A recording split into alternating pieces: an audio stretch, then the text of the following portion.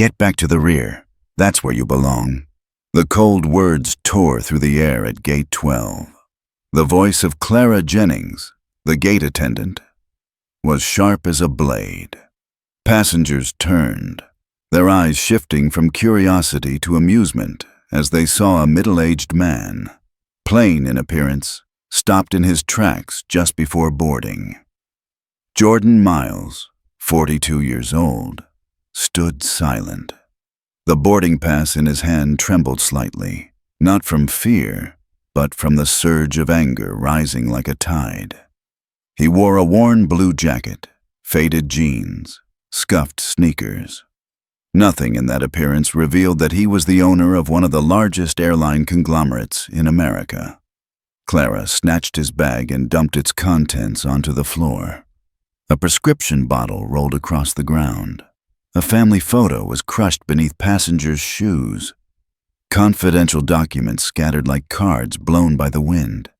Jordan bent down to gather them. As his fingers reached for the photo, Clara's stiletto heel pressed down, grinding it into the floor. Pain shot through his hand, but Jordan only narrowed his eyes slightly. Not a word of complaint left his lips. Phone lights flashed everywhere. One, then two, then dozens of cameras were raised. Someone even live-streamed, "Hey everyone, caught a fraud trying to sneak into first class." Laughter rippled through the crowd, satisfied as if they were watching free entertainment. Among them, Brian Cooper, a heavy-set businessman with a gleaming Rolex, spoke loudly and confidently. "Seat 2B is mine. I fly this route every month. He probably bought a fake ticket on Craigslist." Whispers spread instantly. Fraud. Imposter. Too poor. In seconds, invisible labels clung to Jordan. Jordan rose slowly, collecting what remained. His daughter's graduation photo, scratched but intact. The prescription bottle with his name, Jordan Miles, printed clearly. A sleek Italian leather folder, understated yet expensive. He held them to his chest, guarding the fragments of his private life laid bare before a crowd of strangers. "Wait for security. Don't touch anything." Clara's voice was harsh, her hand gripping the radio. Jordan lifted his head. His eyes were calm, yet deep within them flickered another light. Cold, unwavering, unyielding. For a fleeting moment, a few in the crowd felt unsettled. Because instead of begging or arguing, the suspect stood with an unnerving composure. His eyes were not those of a defeated man. They were the eyes of a commander waiting for the moment to strike back. The digital clock above the departure board blinked. 6:47 p.m., 10 minutes before departure. The red numbers glared like a countdown to an explosion. The entire terminal seemed to hold its breath. What they didn't know was that the coming blast would not only delay a flight, it would shake an entire corporation. Jordan tightened his grip on his daughter's photo. A thought ran through his mind. They had chosen the wrong man to humiliate in public. Behind him, Brian kept his voice raised, narrating for his online followers. Clara stood tall, convinced she had saved the airline from a fraud. The crowd gossiped and laughed. Only Jordan knew the truth. This spectacle was merely the opening act, and when the curtain fell, none of them would walk away with their arrogance intact. A ping echoed from a young passenger's phone. Instantly, the screen flooded with frenzied comments. "Fake ticket guy caught in first class. This man forged his first-class boarding pass." The feed scrolled like a storm, faster than the streamer could read. Brian Cooper, his Rolex gleaming, held his phone high as if he were hosting a live show. "See this, everyone? This is why I always pay for first class, to avoid nonsense like this. Seat 2B is mine. He doesn't belong here." The crowd roared with laughter. A few even clapped in approval. Others said nothing, but their phones were raised, cameras glowing red as they recorded. Jordan felt the rising tide, not fists, but thousands of eyes, millions of judgments pouring from social media. Clara Jennings grew more confident. She lifted Jordan's boarding pass high like a piece of damning evidence. "This ticket is invalid. Potential fraud." The word fraud cracked through the air like lightning, freezing passengers for a split second. Then, like oil poured onto fire, the whispers spread. "They should have checked at the counter. Fake tickets are everywhere these days. Look at his clothes. He's clearly not first class." Jordan remained silent. He bent down, carefully gathering his belongings that had been thrown across the floor. The prescription bottle with his name, the family photo, the Italian leather folio, clear proof of who he was. But no one looked at the details. They only saw the worn jacket, the scuffed shoes, the tired face. The entire gate area had become a stage. A woman in seat 2. A discreetly recorded from inside the jet bridge. A young man propped his phone upright, filming for TikTok. The story was exploding across multiple angles, multiple accounts, impossible to contain. 6:49 p.m., only 8 minutes until departure. The departure board glowed red like a ticking time bomb. Meanwhile, Brian's live stream numbers spiked. 267, 800, then over 1,500. The chat streamed with judgments. "Total scammer. Hope security cuffs him. Get a close-up." Clara basked in the crowd's attention, convinced she was doing the right thing. Brian reveled in his role as reporter. The crowd fed off the illusion that justice was being served. Only one man, Jordan Miles, knew that true justice had not yet begun. Inside him, the storm of anger did not erupt in shouts, but built silently into power.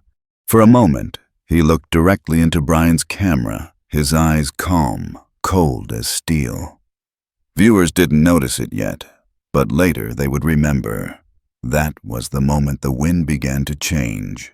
The sharp strike of high heels echoed against the tile floor, quick and cold. Janet Walsh, the gate manager in her 40s, clad in a rigid gray suit, appeared. On her lapel gleamed a polished nameplate, Operation Supervisor. Beside her walked a broad-shouldered TSA officer, built like a wall of stone. The tension in the air, already heavy, now pressed down even harder. Janet's eyes swept over the scene. Cameras were raised, voices buzzed in agitation, and at the center stood Jordan Miles, holding his leather folio tightly to his chest. Clara rushed forward immediately, her voice loud and confident, as if she had just secured an ally. This passenger presented a fake boarding pass. He refused to cooperate. "I suspect fraud." Janet frowned, but instead of scanning the ticket, she tilted her head, eyes probing Jordan as if she could strip him bare. "You need to present all documents again. Boarding pass, Idaho, everything. The system does not recognize you." Jordan handed over his boarding pass along with his identification. His voice was low and steady. "All you need to do is scan the code. All the information will appear." But Janet did not. She brushed his hand aside as if it were unclean. "No. First, we need to verify your financial capability. Do you have proof of income sufficient for first class?" The words fell like a boulder. The crowd gasped. A few passengers stared in disbelief.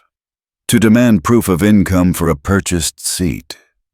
No one had ever heard of such a thing.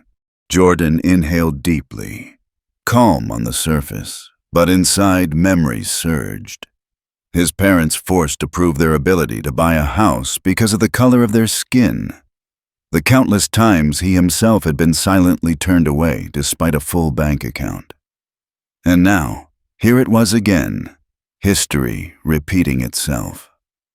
The TSA officer, his badge reading David Morales, stepped forward. His voice was deep and professional. "Is there a security threat?" Janet answered instantly. "Suspected forged documents. Passenger is uncooperative." Brian Cooper chimed in, phone raised close to his face. "You see this, folks? TSA is involved now. The fraud is about to be exposed." Live viewers surged past 10,000. Comments flooded in. "Arrest him! Total scammer!" Jordan lifted his head, his eyes locking onto Morales. His voice was calm, carrying through the chaos. "I am cooperating. I am only asking her to follow proper procedure. Scan the ticket." For a moment, silence stretched tight as a wire. Morales hesitated.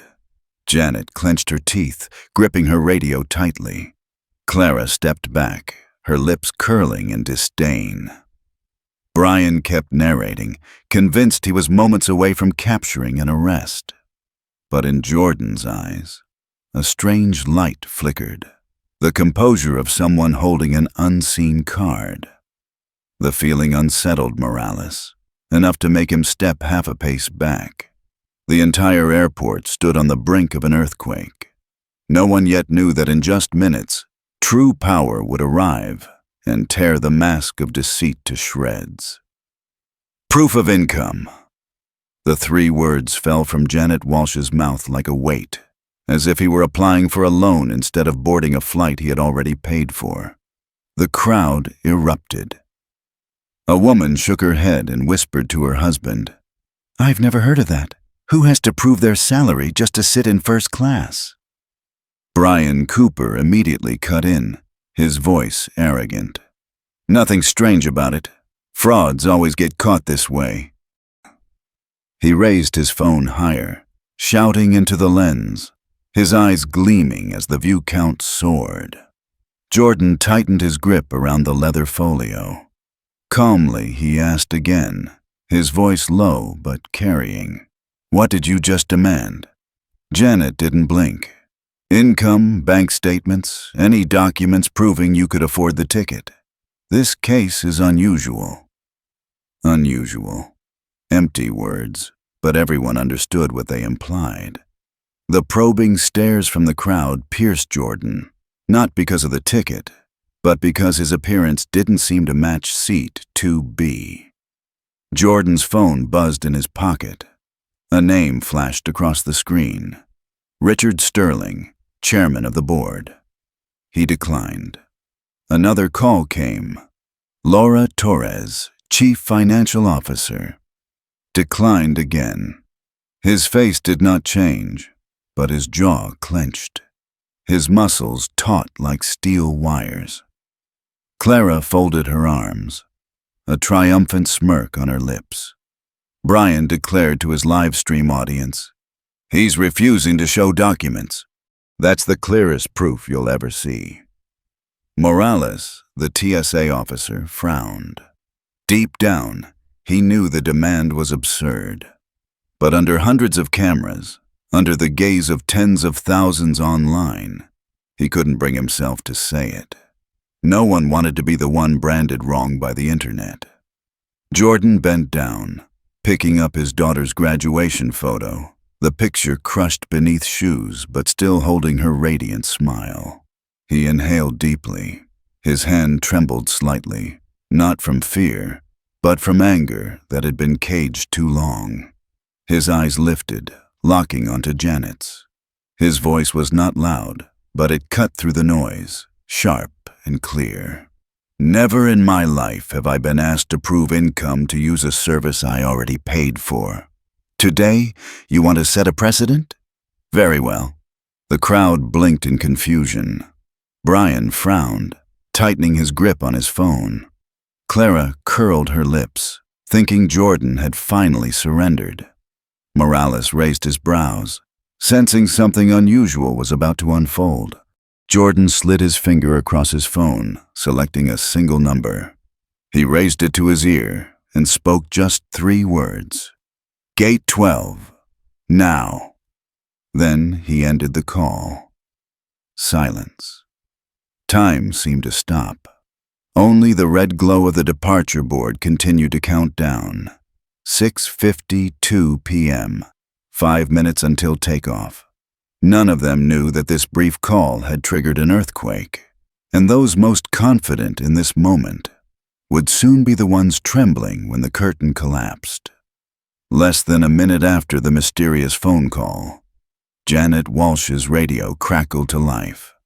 Urgent voices from the operations center came through, clipped and tense.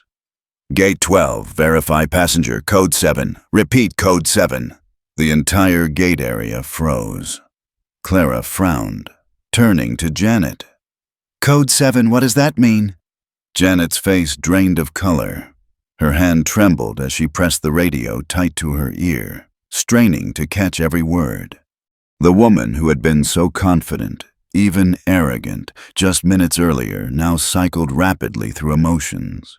Confusion, then alarm, then outright fear. TSA officer David Morales stiffened. He knew Code 7 was not a standard flag. It wasn't for frauds or security risks. It was reserved for highly sensitive, top-level situations. He stepped back slightly, his eyes fixed on Jordan. In the crowd, Brian Cooper was still live-streaming, but his voice had lost its confidence. He forced a laugh. Maybe just some procedure, but as you can see, things are still very intense. Viewers immediately sensed the shift. Comments poured in. What does Code 7 mean? Something's not right. That guy doesn't look ordinary. Jordan stood tall, his hand still clutching the leather folio. He didn't move much, only tilted his head slightly, his voice calm, yet cutting through the heavy silence like a blade. I will wait. Go ahead and verify. But I demand everything be handled publicly, just as you began it. Clara's mouth fell open. She could no longer smirk. Her arrogance shattered like broken glass. Janet was sweating, turning her back to the live-streaming cameras as she whispered frantically into the radio. But there was no hiding the truth. Her face was pale, her lips stammering. Are you certain? Oh, God! The crowd began to murmur. A middle-aged man whispered, Look, they're more afraid of him than the police. A young woman clutched her suitcase, her eyes wide. Maybe he's someone very important. Morales drew a long breath, stepping further back, his hand dropping away from his belt. A clear sign he no longer viewed Jordan as a threat. Brian stammered into his live stream. Everyone look! The manager looks like she just heard a thunderbolt. Jordan remained composed. Only his eyes, cold and sharp, swept across Clara, then Janet, before locking on Brian's camera. A single thought rippled silently through every mind present. This man is no ordinary passenger. The departure board glowed crimson. 6:55 p.m., 2 minutes before takeoff. But for everyone at Gate 12, the flight no longer mattered. They were witnessing a storm gathering strength, and no one was certain they would still be standing when the truth was revealed. Silence pressed down, broken only by the static crackle from Janet Walsh's radio and the uneasy whispers of passengers. Clara swallowed hard, her eyes blinking rapidly as if refusing to believe what she had just heard. Jordan Miles slowly opened the Italian leather folio. His movements were deliberate, controlled, yet every eye was locked on him. No one dared blink.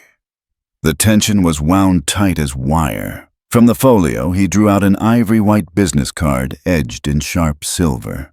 He raised it to eye level, letting the camera in Brian Cooper's hand capture every embossed word. Jordan Miles, Chief Executive Officer, Orion Airways Group. A wave of shock rippled through the entire gate. Brian stammered into his live stream. He's the CEO of Orion? My God. Instantly, the comments exploded. No way. Google it. He really is the CEO. Janet staggered. stumbling back as if shoved. Clara's face drained of color, her lips trembling, her hand loosening around the radio until it clattered to the floor. Morales, the TSA officer, shifted immediately. He straightened, his hands open in a gesture of respect, his posture itself an apology. But Jordan was not finished. He pulled out a bound file and opened it, revealing a cover stamped with the logos of Orion and Skylink Airlines. The bold headline read, "Confidential Acquisition Proposal, Skylink Airlines, $2.30 billion." The air erupted. Passengers covered their mouths in shock. A woman gasped aloud. "My God, he's here to buy the entire airline." Jordan lifted his gaze, his voice deep and resonant, each word landing like a hammer against the chests of Clara and Janet. "I am flying to Chicago to finalize the $2.3 billion acquisition of Skylink. But before signing, I wanted to see your customer service with my own eyes, and now I have seen enough." The words fell heavy as a sentence. Janet froze, her face pale as chalk. Clara covered her mouth, tears beginning to spill. Morales bowed his head and stepped back, retreating from the blast zone of disgrace. In Brian's shaking hands, the livestream viewer count spiked past 3,000 in seconds. The flood of comments turned sharply. "Clara and Janet are finished. You insulted the CEO. Skylink is done." Jordan looked directly into the camera, his eyes like blades cutting through the screen. "Now the entire world can see how Skylink Airlines treats a passenger they decided wasn't worthy." The departure board blinked red. 6:57 p.m. Departure time. But the flight no longer mattered. What mattered was the truth that had just detonated. The man humiliated for his humble appearance was the very man who could decide the fate of an entire airline. The silence lasted only a few seconds, but for Clara and Janet, it felt like a century. Then Jordan Miles stepped forward half a pace, his voice crashing down like a hammer of justice. "Let me make this perfectly clear. A lawful passenger, denied the first-class seat he paid for, personal belongings searched without protocol, publicly humiliated in front of hundreds of witnesses and thousands watching online." He paused, his eyes sweeping across the crowd. Many lowered their heads, ashamed of the cheers they had offered only moments before. Jordan pulled out another document. The logo of the Federal Department of Transportation was stamped clearly in the corner. Federal law, 14 CFR Part 382, states explicitly, all discrimination against passengers based on race, appearance, or assumptions about financial capability is strictly prohibited. Each violation can result in fines ranging from $50,000 to $500,000. The phrase, "each violation," landed like a blow straight to Clara's chest. Her eyes widened, her breath turned shallow. Janet pressed a trembling hand to her forehead, sweat pouring as though she had stepped into a furnace. Jordan lowered the document, his voice colder still. "But fines are only the surface. The real damage is civil liability. Civil rights lawsuits of this nature often end in seven-figure settlements. And what makes this unique," he pointed directly at Brian Cooper, "is that the entire ordeal was broadcast live. Every second of humiliation, every baseless accusation, all captured and distributed worldwide." Brian swallowed hard, his voice trembling as he tried to keep streaming. You are witnessing what could be the biggest lawsuit in aviation history." Jordan was not finished. He lifted his phone, the screen glowing with 17 missed calls from the chairman, the CFO, and the legal team. "They're waiting for me to explain why a $2.3 billion acquisition deal was just suspended at this very gate. All because Skylink employees decided to judge a man by worn shoes and an old jacket. His words reverberated through Gate 12. Some passengers looked down, avoiding his eyes. Others covered their mouths in stunned disbelief. Clara broke down in tears, sobbing uncontrollably. Janet trembled, whispering frantically into her radio, but no sound could hide the collapse now unfolding. Jordan lowered his voice, each word piercing the heart of Skylink like a needle. In a single night, Skylink's stock could lose $200 million in market value, and that is only the beginning. Above, the departure board flashed, 6:59 p.m., 2 minutes past departure. The flight was delayed, but no one dared complain. Everyone understood. A storm of staggering force had been unleashed, and Skylink Airlines now stood on the very edge of the abyss. The crackle of Janet Walsh's radio burst through the tension, carrying the panicked voice of Operations Command. Gate 12, urgent connection with CEO Robert Chen. This is a Code 7 situation, maximum emergency level. Janet's legs nearly gave out, her hands gripping the counter to keep herself upright. Clara sobbed uncontrollably, mascara streaking down her cheeks. Brian Cooper, once smug, now whispered to the tens of thousands still watching online. He's forcing the CEO of Skylink to intervene directly. Jordan Miles stood unshaken in the center of the storm, his voice low but resonant. Miss Walsh. Janet looked up, her trembling eyes meeting the man she had sneered at only minutes before. You have two choices, Jordan said, enunciating every word. 1. Address the situation right now, openly and transparently, and salvage what little credibility remains. 2. Prepare to explain to CEO Chen and the Skylink Board of Directors why a $2.3 billion acquisition collapsed because your staff chose discrimination at Gate 12. The phrase, a $2.3 billion acquisition collapsed, thundered through the air. Passengers broke into murmurs. Several quickly tweeted his words verbatim. Within seconds, the hashtag #SkylinkScandal was trending. TSA Officer Morales stepped all the way back, his deep voice hoarse yet respectful. Mr. Miles, I'm sorry, I didn't realize. Jordan cut him off, his gaze stern. You were doing your duty, but they, he gestured at Janet and Clara, chose to see only the surface instead of following procedure. Janet clutched her radio, forcing her voice steady. Sir, CEO Chen is connecting. He wants to speak directly. But Jordan did not wait, not. He stepped forward, fixing his eyes on every camera pointed at him. This is not just about me. His voice boomed, sharp and resolute. This is about every passenger ever treated as if they did not belong in the seat they paid for. How many have stayed silent? How many voices were buried beneath contempt like we witnessed tonight? A heavy silence fell.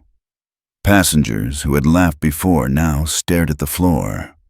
Brian's grip tightened around his phone, his eyes wide as if realizing he had become an accomplice to a crime. Jordan's tone dropped, but each word struck with steel.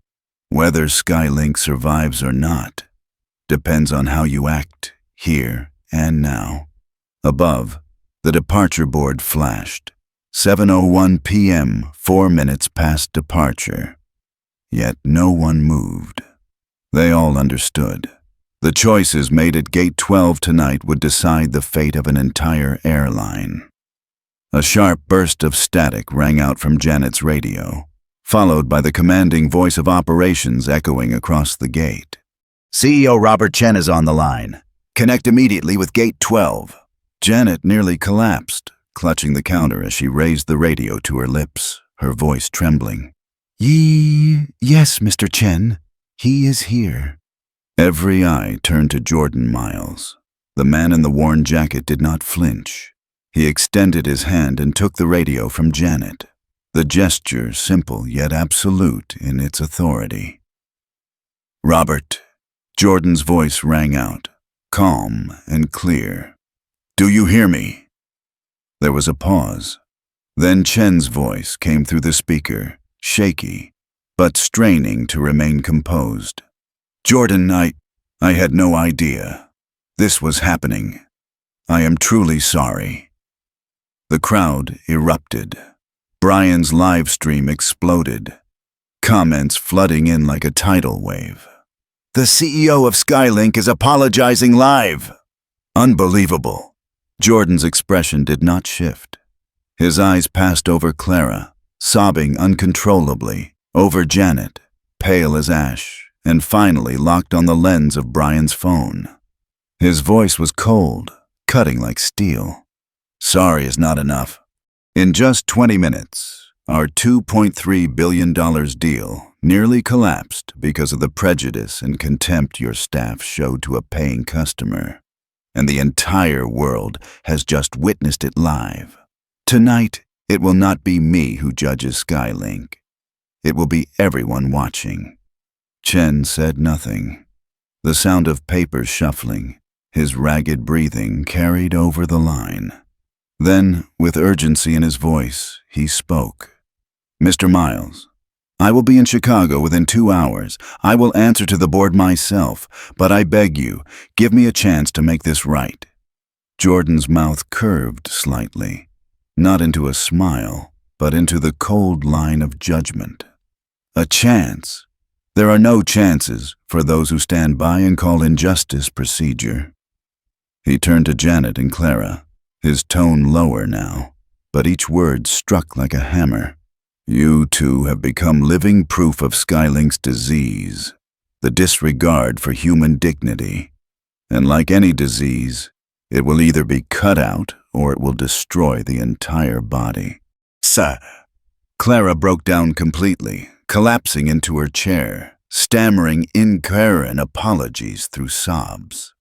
Janet stood frozen, her fingers digging into the check-in desk so hard they bled, unable to speak a single word. Jordan faced the camera once more, this time addressing not only Chen but the thousands watching. "Passengers do not need hollow apologies. They need action. And if Skylink wishes to survive, from this moment on, every decision must put human dignity first." His words echoed like a final verdict. The live stream exploded with comments. The hashtag #DignityFirst rising alongside #Skylink scandal. Above them, the departure board blinked. 7:05 p.m., 8 minutes past departure. The flight was delayed, but not a single passenger complained. They knew they had just witnessed a turning point in history, where a man dismissed and humiliated turned the tables, forcing an entire airline to bow to the truth. The atmosphere at Gate 12 was as silent as a midnight church. Clara collapsed into a seat, her eyes bloodshot. Janet stood frozen, her entire body trembling. Brian Cooper, who had reveled in the spectacle at first, now clutched his phone with sweat-soaked hands, his live stream surpassing 6,000 live viewers. Jordan Miles lowered the radio, stood tall, and faced them all. The glow of the departure board lit his face, etching every hard line, every crease carved by a lifetime of judgment. "People say sorry." His voice rang low and steady, resonating through the terminal. "But apologies cannot erase tears, nor can they wipe away the stain of public humiliation. Skylink will not survive on polished reports. Skylink will only endure if it accepts a new standard." He paused, letting the silence absorb his words. Dozens of cameras were raised, capturing every breath, every second. Jordan lifted his business card high, then slammed it onto the check-in counter, the sharp crack making Clara flinch. "From this day forward, every deal, every agreement, every flight tied to Orion and Skylink will abide by Miles standards." He continued, each sentence short, cutting like steel. No more judgment based on appearance, no more contempt built on prejudice, no more silence in the face of injustice. Each declaration struck like a hammer, driving deep into the walls of deceit that the system had hidden behind for years. Morales, the TSA officer, stood at attention, his head bowed. A few passengers began to cry, not from fear, but from the realization that they were witnessing something unprecedented justice declared at the boarding gate. Brian whispered into his phone, his voice breaking. "Miles Standards, I think we just witnessed history." Jordan gathered his belongings, his medicine bottles, family photos, confidential documents, arranging them neatly, as if restoring his dignity piece by piece. He lifted his head, his eyes softer now, deeper, sweeping over the crowd. No one deserves to be treated like a stranger in a place they paid to be. If I, with all my power, can be humiliated in public, how many ordinary people have suffered in silence? No. From today, that ends. Above, the departure board flickered. Flight 447 delayed. But no one cared. The flight could take off late, yet a new standard had just been born. A standard that would reshape the entire airline industry. Jordan walked away, his steps steady, leaving Gate 12 in absolute silence. And people knew, from this night forward, Miles Standards would not simply be a clause in a contract. It would stand as the symbol of a new era, an era where human dignity was the only first-class ticket that truly mattered. In the world of business, true power does not lie in the massive numbers on a report, but in how a company treats each individual who may seem insignificant. Jordan Miles proved a truth. Dignity is not a privilege, it is a basic right. And when dignity is trampled, the consequences do not stop with one person. They can shake an entire corporation. From the perspective of management experts, this was not simply a service crisis. It was living proof that corporate culture determines corporate destiny. Miles Standards are not just a set of rules. They are a reminder to every leader. If you fail to protect respect and fairness, you will lose everything. If you believe that no one should be judged by appearance, leave a like for this story.